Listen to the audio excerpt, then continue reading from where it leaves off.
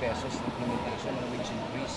Parang nag-issue yata ng status quo anti-order ang korte. Ano yung reaction natin dito? Insulto po ito sa lahat ng mga manggagawang Pilipino na barya-barya na nga yung binigay kumpara doon sa panawagan nila ay i-atras pa. Kung maalala natin, di ba, gusto natin nakabubuhay na sahod, 1,200, 1,300 na nga siya ngayon dahil sa pagtaas ng mga presyo ng mga bilihin. Tapos, nung nag-uusap tayo sa committee, may mga ilang grupo na sabi, sige, basta 200 na pagtaas sa buong bansa. No, pwedeng simulan doon. Ngayon, NCR lang yung pinagbigyan at i-atras pa.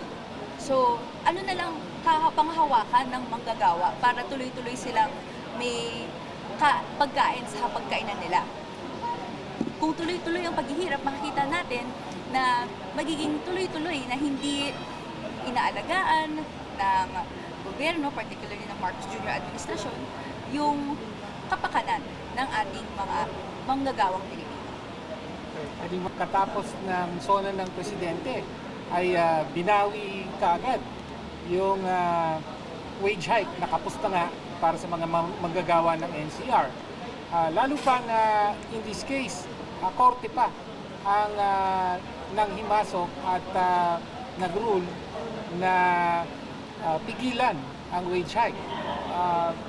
Parang ngayon lang, as far as I know, ngayon lang nangyari, no, na pipigilan ng isang korte ang pagbibigay ng pagtaas ng sweldo sa mga manggagawa. No, so, dismayado tayo at lalong nadidiin yung paghihirap ng mga manggagawa at yung pangangailangan na magkaroon talaga ng legislated wage hike para sa mga manggagawa. Yung matagal nang nakabinbin na 1,200 a day na deal natin sa Makabayan Black at kahit yung 200 pesos across the board na inuupuan sa Kongreso ngayon. Okay.